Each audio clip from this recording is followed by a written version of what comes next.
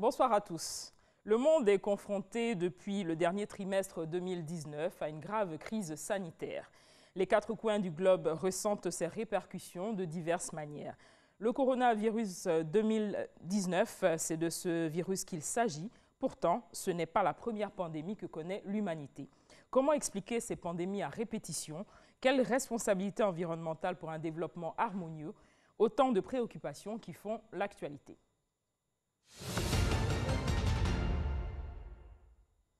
L'environnement a été fortement éprouvé ces dernières décennies. Dans ce commentaire, Delphine Gla retrace les éléments déclencheurs de plusieurs pandémies.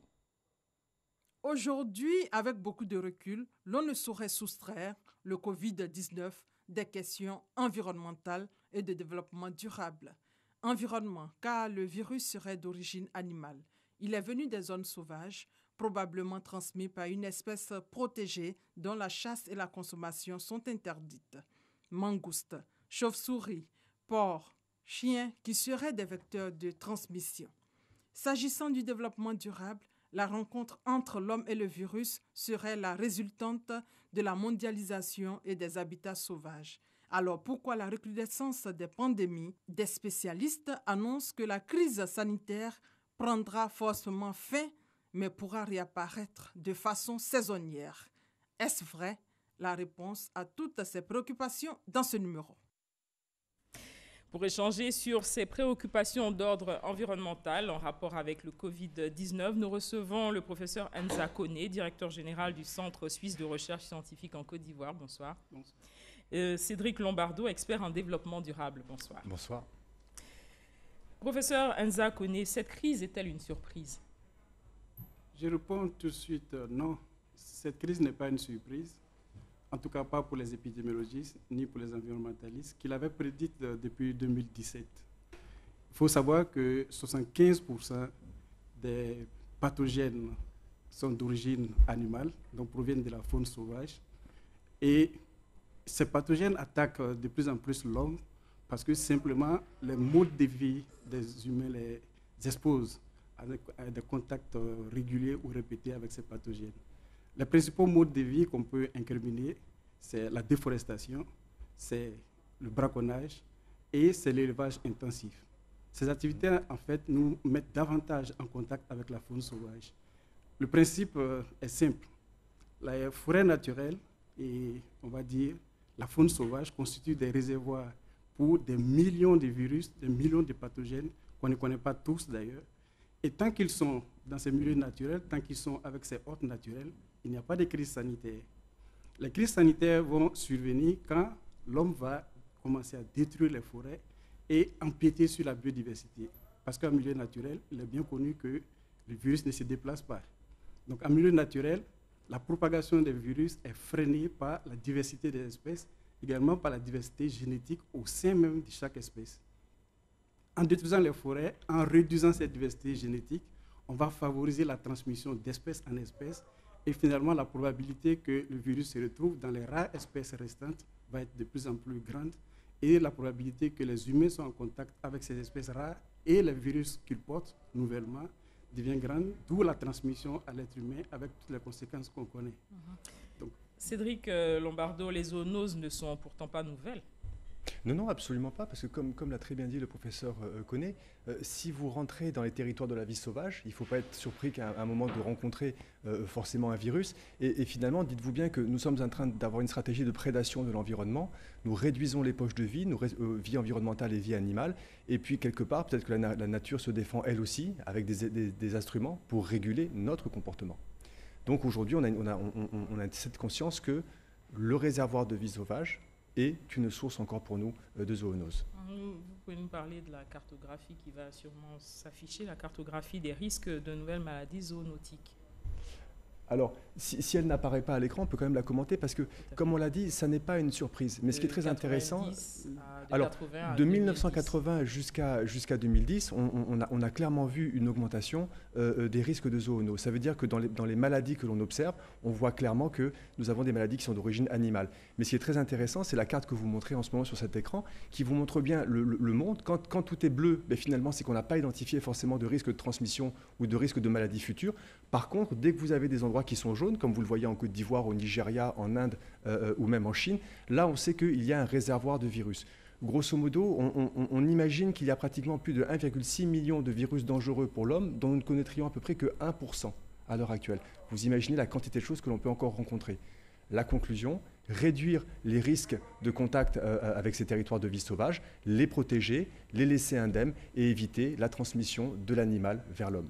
Professeur Anza connaît, quelle est la place de la surveillance épidémiologique dans la prévention de ces pandémies?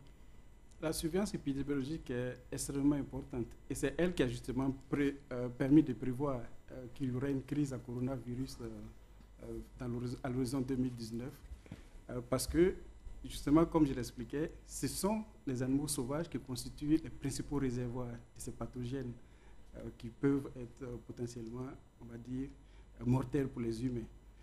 Et donc, en surveillant la faune sauvage, on peut voir la circulation des virus au sein des espèces, entre les espèces, et on peut voir, parmi les espèces qui deviennent des nouveaux réservoirs, quelles sont celles avec lesquelles il y a des risques que les humains soient en contact rapproché à travers le braconnage, à travers le trafic des espèces sauvages ou à travers simplement la présence dans de nouveaux territoires nouvellement conquis pour l'agriculture ou d'autres activités.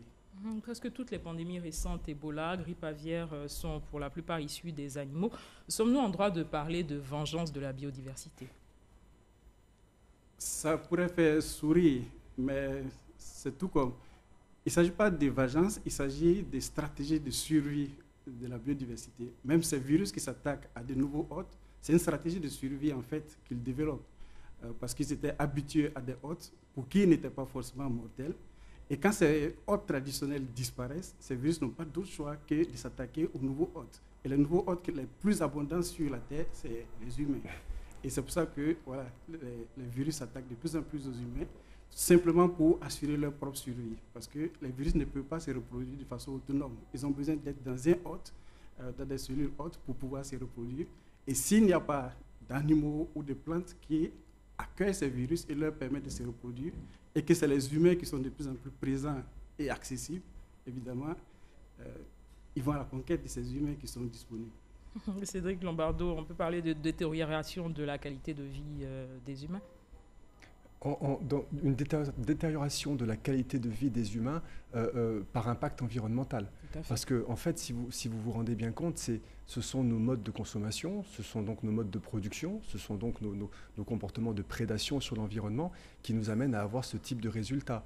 Alors, détérioration de nos conditions de vie, c'est intéressant parce que vous voyez bien qu'elle est immédiate. Finalement, on a une réponse de la nature, entre guillemets, vous l'avez dit, comme une vengeance de la nature. Parfois, par humour, moi je parle de vengeance du pangolin, parce que c'est quand même une espèce protégée qui ne doit pas être mangée. Et on se rend bien compte qu'automatiquement, dès qu'il y a cet impact de crise sanitaire, nos conditions de vie idylliques, du jour au lendemain, se retrouvent extrêmement restreintes, affectées par une crise économique, affectées par une crise sociale. Et donc la bonne question, c'est ne doit-on pas faire l'équilibre entre notre comportement humain et ce que nous devons préserver dans le reste de la nature?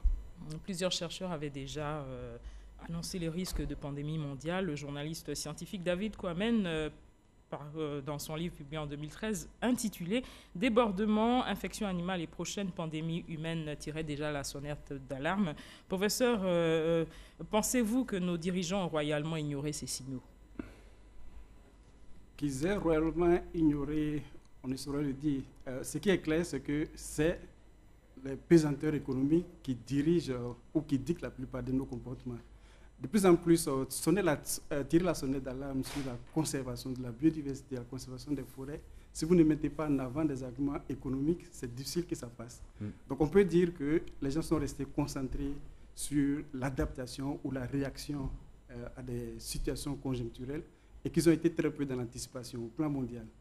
Ce qu'on observe aujourd'hui, c'est bien bon d'essayer de développer des stratégies de riposte, faire des diagnostics, chercher des médicaments, chercher des vaccins, on va dire améliorer le plateau technique et tout ça.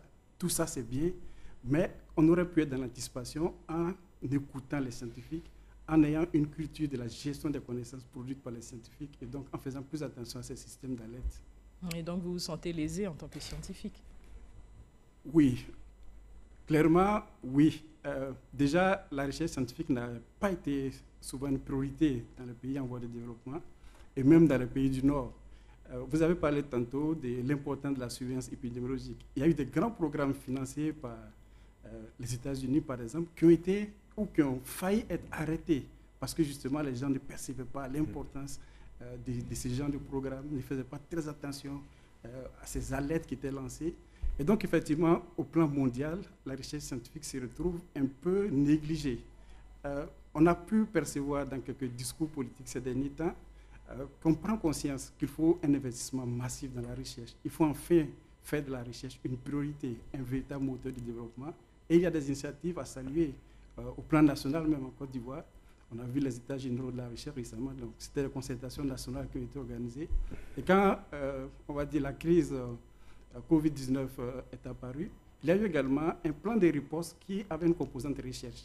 Et donc cette composante recherche est en train d'être développée. On espère pouvoir obtenir des financements parce que justement, le miracle se produit dans d'autres domaines. On obtient des financements importants, une sorte de solidarité internationale se dessine et tout, mais la recherche reste un peu négligée malgré tout.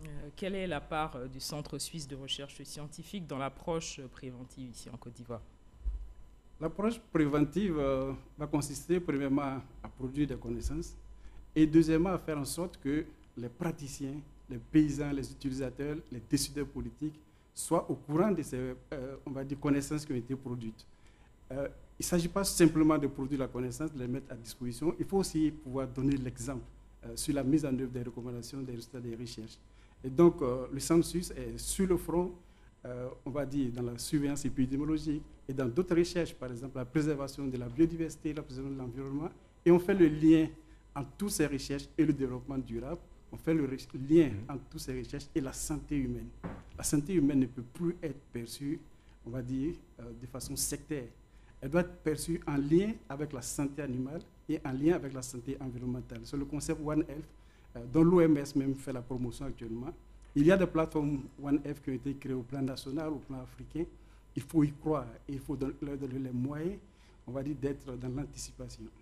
Cédric Lombardo, y a-t-il faiblesse de la communauté internationale quand on sait que tout ou presque tout est centré sur la politique?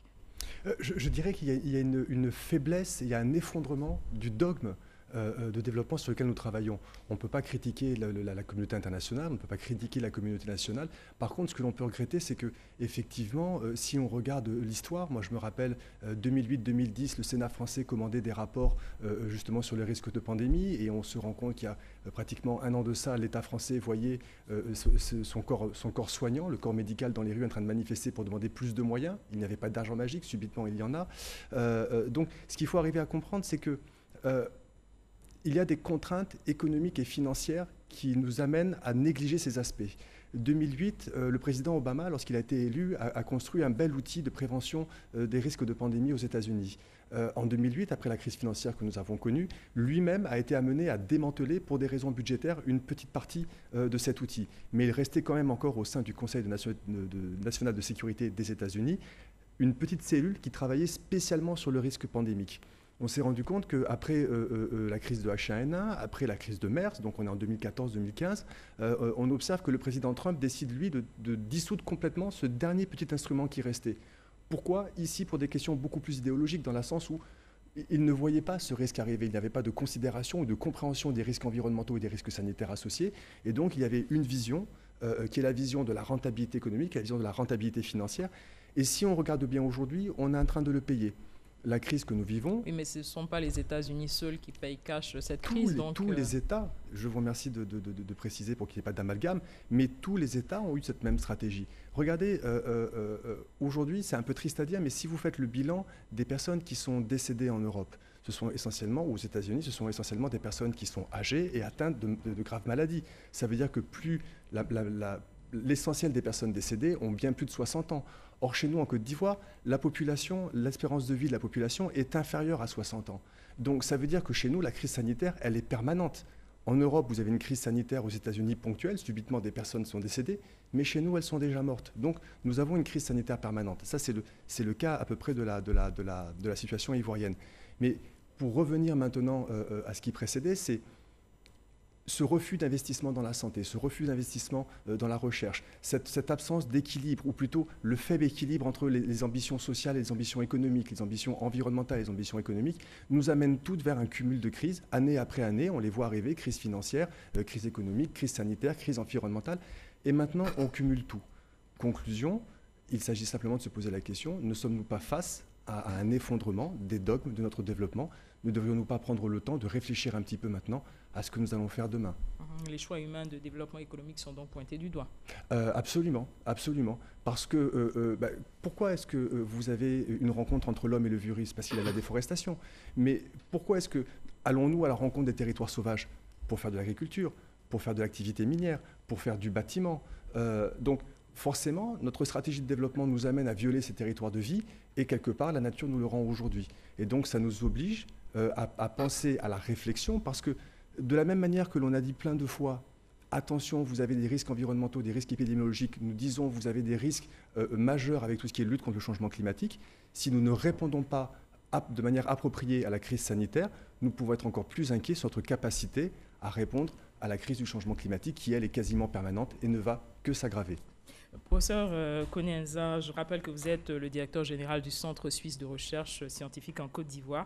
Les espèces roulets sont des espèces qui peuvent favoriser la contamination d'animaux aux humains. Il semble que la consommation de viande de brousse ou de viande pas très bien cuite puisse être les relais de cette pandémie. Est-ce qu'en Afrique et en Côte d'Ivoire, il faut changer nos habitudes alimentaires, culinaires aussi? Oui, absolument. Si on est bien d'accord que la faune sauvage constitue un réservoir de millions de pathogènes, il faut bien faire attention à la manipulation de la faune sauvage, y compris le trafic d'espèces vivantes ou le trafic de viande de brousse. Il faut faire attention aux modes de cuisson et tout, et ce n'est pas impossible. Ce n'est pas impossible parce que, on va dire, il faut simplement favoriser l'accès à d'autres sources de protéines, que ce soit la protéine végétale ou la protéine animale, et cela est tout à fait envisageable. Je pense que l'actuelle crise a permis de voir des choses auxquelles on n'aurait jamais cru. Par exemple, l'interdiction de consommation de viande de brousse en Chine. La Chine est un grand consommateur de viande de brousse, ou un grand consommateur, on va dire, ou acheteur d'espèces commercialisées au plan international et tout. Et ils ont osé prendre cette décision-là, parce que simplement, il faut donner un message fort. Après, il reste à voir quelles mesures d'accompagnement vont être prises pour que cette mesure d'interdiction soit effectivement efficace sur le terrain. Mais il faut évidemment envisager, on va dire, ne serait-ce qu'une réglementation de l'accès à la viande d'origine sauvage. Il faut savoir qu'en Côte d'Ivoire, la chasse est interdite depuis 1974. C'est vrai que la consommation de viande de brousse est plus ou moins tolérée pour des raisons plus ou moins sociales. Mais si on est allé à l'interdiction depuis 1974, c'est qu'on a compris déjà que la faune sauvage était menacée. Et aujourd'hui, on a été comprendre que si la faune est menacée, c'est l'espèce humaine elle-même qui est menacée. Pas de ce moment, je ne vois pas pourquoi on ne comprendrait pas qu'il faut essayer d'éviter de consommer la viande d'origine sauvage et se concentrer sur d'autres sources de protéines animales. Ne pas consommer ou consommer bien cuit. Cédric? Oui, absolument. Et puis tout à l'heure, ça c'est par rapport au rapport avec la viande de brousse que l'on aime bien manger en Côte d'Ivoire. Mais tout à l'heure, le professeur Koné a parlé d'élevage intensif. C'est-à-dire que bien sûr, il y a une réserve dans la vie sauvage, mais il y a aussi une réserve dans les stratégies d'élevage que nous avons mis en place. Ce que je veux dire, nous ne pouvons pas simplement interdire la viande de brousse. Il faut donc mettre en place d'autres systèmes de production qui permettront aux populations de manger des protéines animales qui sont recherchées. Donc, les élevages que nous allons mettre en place, attention, si nous faisons des élevages intensifs, sans respect de l'animal, etc., de nouveau, on aura des risques de pathogènes. Parce que, je ne veux pas dire de bêtises, mais il me semble que la grippe porcine vient de la rencontre entre un homme malade, une poule malade, dans un élevage porcin, et automatiquement, tous ces porcs ont été contaminés. Voilà. Donc, en conclusion rapide, juste pour dire, pas simplement interdire, mais effectivement proposer des alternatives. Donc, vous préconisez qu'on revoie ou qu'on reconsidère notre rapport à l'extérieur. Qu'on reconsidère notre rapport à l'extérieur. Je dirais que l'on prenne le temps de reconsidérer notre rapport au développement. 1974, la consommation de viande de brousse est interdite. Ça veut dire que l'État ivoirien le sait déjà. Ça veut dire aussi que si on prend maintenant toutes les lois que nous avons en Côte d'Ivoire dans le respect du développement durable, de l'énergie, etc., nous avons des choses qui sont absolument magnifiques, mais que nous devons impérativement mettre en place. Nous devons respecter le cadre qui nous est construit et il nous faut respecter le monde extérieur au sens où c'est le monde environnemental tel que je le comprends. Le professeur Nzakone, comment entrevoyez-vous l'après-Covid? Pour moi, l'après-Covid devrait être l'occasion de mettre un accent particulier, on va dire, sur les fondamentaux du développement durable. L'après-Covid devrait permettre de préserver le capital naturel, un des piliers les plus importants du développement durable. J'ai dit tout à l'heure que tout ce qu'on fait comme mesure de riposte, c'est bien, c'est même indispensable, parce que voilà, les impacts sociaux, sanitaires, économiques, etc. sont énormes. Il faut être dans la réaction, mais il vaut mieux être dans l'anticipation. Le développement durable, c'est l'anticipation avant tout. Donc, c'est de revoir, comme Cédric le disait, nos schémas de développement et mettre l'accent surtout sur l'évitement de la déforestation. En évitant la déforestation, on va éviter un certain nombre de problèmes. Il n'y a pas que les coronavirus qui vont circuler à cause de la déforestation qui s'agrandit. Des maladies comme le paludisme, qui touchent des millions de personnes dans le monde, sont liées également à la déforestation. C'est la même chose pour le choléra, la grippe aviaire, etc. Donc, en évitant la déforestation, on va éviter l'émergence d'une cohorte de maladies, dont les maladies virales qui peuvent être plus mortelles éventuellement dans le futur. Cédric Lombardo, ce virus a-t-il finalement engagé la transition écologique? Alors, excusez-moi, parce que c'est avec humour, on va dire oui, il a engagé la transition écologique. Mais en fait, plus précisément, il a engagé une performance environnementale. Ce que je veux dire par là, c'est que lorsque nous sommes tous retrouvés plus ou moins enfermés chez nous, je veux dire à l'échelle du monde, lorsque les activités économiques se sont effondrées, automatiquement, qu'est-ce qui se passe? On observe un effondrement de l'émission de gaz à effet de serre, donc de gaz polluants dans l'atmosphère. Vous allez avoir des images d'animaux qui vont revenir nager, les dauphins qui nagent dans les eaux de Venise. Vous allez vous rendre compte que subitement, le ciel de Pékin ou le ciel de New Delhi devient absolument propre. Donc effectivement, des choses qu'on nous avait déclarées totalement impossibles, eh bien, du jour au lendemain, grâce à un être qui est extrêmement minuscule, tout a été changé. Donc, mais cette transition écologique, on ne peut pas la saluer parce que si l'environnement s'en sort bien, s'il a droit à une petite pause, une petite bulle de pause à l'heure actuelle, parce que bien entendu, quand ça sera terminé, on va vouloir refaire la même chose. Il est important de comprendre que l'impact économique que nous avons et l'impact social ne sont pas acceptables. Et on ne peut pas avoir de transition écologique dans le respect de l'environnement qui ne permette pas d'avoir une économie intéressante, positive, circulaire, une économie verte, qui nous permette de continuer à offrir une forme de croissance, surtout chez nous, en Afrique où la population augmente en permanence, mais qui se fasse dans le respect de l'homme et dans le respect de l'environnement. Et c'est vraiment cet équilibre entre la nécessaire croissance économique dont nous avons besoin, la protection du monde social, des hommes, et la protection de l'environnement qu'il faut arriver à trouver. Professeur Nza, vous partagez l'avis de Cédric Lombardo? Oui, tout à fait. Pour moi, la transition écologique devrait être plus voulue, plus pensée, elle devrait être plus dans l'anticipation. Ce qu'on est en train d'observer, c'est une réaction. Et c'est bien d'observer cette réaction. On avait pensé que beaucoup de réactions étaient dans l'ordre de l'impossible, étaient dans l'ordre du rêve, comme les financements massifs qui sont mobilisés, cette chaîne de solidarité internationale et tout. On est en train de voir qu'on peut vivre autrement. On peut se passer de certaines consommations, on peut se passer de certains modes de production, etc. Donc, on peut nous réconcilier davantage avec la nature. Et donc, l'avantage ou la leçon qu'on va tirer de la crise actuelle, c'est qu'on voit effectivement que des choses sont possibles. La nature peut reprendre ses droits si simplement on la laisse tranquille. Et pour la laisser tranquille, il n'y a rien de compliqué. Il faut avoir une volonté politique.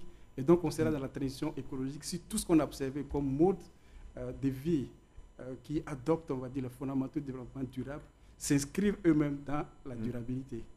Donc, dans un schéma voulu, avec des mesures d'accompagnement, parce que les paysans aussi ont besoin d'être encadrés pour pratiquer l'agriculture autrement. Les communautés, de façon générale, ont besoin d'être sensibilisées sur la nécessité de réduire la consommation, par exemple, de viande. Beaucoup de scientifiques vont démontrer qu'on consomme beaucoup plus qu'on en a besoin en réalité. Et en diminuant la consommation de viande, on va diminuer la pression sur l'élevage intensif et tout. Et donc, on va éviter de nous soumettre à l'exposition à d'autres virus pathogènes qui pourraient être plus mortels que le SARS-CoV-2. Concrètement, quelles pistes envisager pour éviter durablement de tels scénarios? Oui, pour moi, comme je le disais, il est important de nous attaquer à la racine du problème plutôt qu'à ses effets. S'attaquer à la racine du problème, c'est de reconnaître d'abord que la racine du problème, c'est la déforestation, c'est le braconnage, c'est l'élevage intensif. Donc déjà, il faut pouvoir maîtriser la déforestation. On continue de perdre des millions d'hectares de forêt chaque année dans le monde entier, et ça, c'est catastrophique. Il faut arrêter ça absolument. On continue de faire le trafic de milliers de tonnes de viande, de gibier. On continue de faire le trafic de milliers on va dire, d'animaux sauvages vivants. Tout ça, il faut absolument arrêter. Ce n'est pas bon, ni pour l'écologie, ni pour la santé humaine, on va dire, encore moins pour l'économie, même contrairement à ce qu'on pense. Parce que de tels schémas de développement économique ne sont évidemment pas durables. Et donc, les solutions que je propose vont provenir certainement de la recherche. Donc, une fois de plus, il faut qu'on prenne conscience qu'il faut investir massivement dans la recherche. Et je parle de la recherche dans sa globalité, pas seulement dans le domaine de la santé, pas seulement dans le domaine de la biodiversité, mais vraiment dans sa globalité, tous les aspects de la recherche qui peuvent impacter le développement durable doivent être pris en compte. Et donc, les schémas nationaux de recherche devraient tenir compte, on va dire, de cet impératif-là, absolument. Cédric Lombardo, vous acquiescez vos pistes oui, de absolument, solutions? parce que, en fait, en Côte d'Ivoire, nous avons une culture de la planification que nous avons héritée de Félix Houphouët-Boigny. On a eu la DCGTX avec Césaréo, on a eu le Bénet, etc.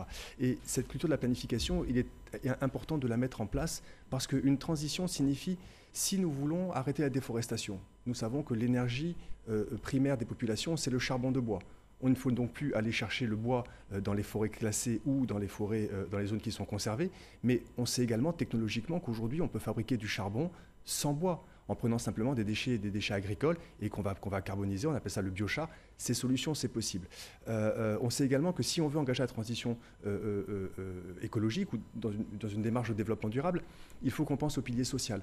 Cette crise nous a appris que subitement, toutes les entreprises, y compris celles du secteur informel, ont pu se concentrer sur la protection de leurs salariés, parce qu'il fallait protéger les salariés, les collaborateurs, pour qu'on puisse continuer à travailler. Donc, toute l'économie peut penser prioritairement à protéger le salarié, protéger le collaborateur. On s'est rendu compte aussi que le télétravail, pour ceux qui ont la chance, entre guillemets, d'avoir un métier de bureau, le télétravail est devenu du jour au lendemain possible. Moi, j'ai peut-être pris ma voiture 4 ou 5 fois dans les 2 derniers mois. C'est fantastique. Avant, il fallait tout le temps que de Grand Bassam, je me rende à Abidjan. Quelle dépense énergétique, quelle pollution en CO2, etc. Maintenant, ce genre de choses sont possibles. Donc, de ce que nous avons vécu ces derniers mois, nous devons tirer les enseignements et savoir maintenir les gestes barrières, savoir maintenir les bonnes pratiques de travail, savoir identifier des stratégies qui vont permettre de lutter contre la déforestation, qui vont permettre de continuer à fournir des protéines animales sans aller puiser dans le stock de la vie sauvage. Mais également, ce qui m'intéresse, c'est de dire cette crise, elle va empêcher de voyager pendant longtemps. Et puisque les gens ne pourront pas voyager, puisque certaines marchandises ne pourront pas voyager, elles sont aussi une opportunité d'économie locale. Des choses qu'on ne peut plus importer ou qu'on pourra plus difficilement importer, aujourd'hui on peut les produire. Cette crise nous apprend que nous dépendons terriblement du monde extérieur. Pas simplement pour les achats de café, cacao ou noix de cajou, mais aussi pour les choses dont nous avons besoin dans la vie de tous les jours. Et puis cette crise, si elle réduit nos accès aux matières, aux équipements, aux outils, ça veut dire que dans une économie circulaire, dans une économie du recyclage, il y a toute une économie que nous pouvons créer aujourd'hui. Vous voyez ce que je veux dire? C'est-à-dire qu'on peut repenser le monde au niveau environnemental, on peut le repenser au niveau social et on peut le repenser au niveau économique. La seule chose, c'est tant de sonnettes d'alarme ont été tirées, tant de cartes, de feuilles de route ont été dessinées pour montrer où est-ce qu'on tape dans le mur et comment est-ce qu'on peut l'éviter. Aujourd'hui, nous n'avons rien à inventer, nous avons simplement à regarder qu'est-ce qui est fait depuis pratiquement une quarantaine d'années en faveur d'un développement durable. Un développement durable, ça veut dire quoi? On doit produire plus pour plus de population et on doit le faire avec moins de ressources. Quand on est un pays qui est enfermé, où on a moins de commerce extérieur, valorisons, recyclons nos ressources. Un développement durable doit être respectueux de l'homme. L'économie, la croissance économique doit respecter l'homme. La protection des collaborateurs, mais aussi la protection des communautés locales. Et enfin, ce développement doit respecter l'environnement. Nous avons dans l'environnement des ressources, nous avons dans l'environnement des dangers. Si nous faisons bien l'équilibre entre chacun, on devra arriver à trouver une stratégie de développement qui arrête de nous ramener de manière répétitive dans des crises environnementales, des crises sanitaires, des crises climatiques, etc. etc. Professeur Nza Koné, la place finalement du développement durable dans cet environnement est très importante. Absolument. Absolument. Donc pour appuyer ce que Cédric disait, il s'agit effectivement de revoir nos modes de vie, de revoir nos priorités et de faire un peu plus attention à la biodiversité. Comme je le disais, pour moi, le capital naturel, c'est vraiment le pilier fondamental du développement durable. C'est dans ce pilier naturel qu'on va trouver les ressources pour faire face à d'éventuelles catastrophes dans le futur, que ce soit les catastrophes écologiques, que ce soit les crises sanitaires. C'est de la nature qu'on va tirer notre capacité de résilience. Il faut absolument donc la préserver. Qui sait si le médicament de la prochaine maladie mortelle au plan mondial provient d'une ressource qu'on n'a pas encore identifiée dans une forêt quelque part en Côte d'Ivoire ou au Burkina Faso. Il faut vraiment faire attention de maintenir ces capitaux naturels, préserver la capacité des générations futures à satisfaire à leurs besoins. C'est bien de ça qu'il s'agit. Vous l'avez compris, nous sommes tous engagés dans la lutte contre la propagation des zoonoses. Nous pouvons même éviter certaines d'entre elles, à condition de changer notre vision environnementale en l'appliquant à la vie sociale. Ça fait l'actualité, s'achève ici. Pour parler Covid-19 et responsabilité environnementale, nous recevions M. Inza Koné, directeur général du Centre suisse de recherche scientifique en Côte d'Ivoire. Merci. Merci. Monsieur Cédric Lombardo, expert en développement durable, merci. Merci. Merci à vous de nous avoir suivis. Très bonne suite de programme sur RTI 1.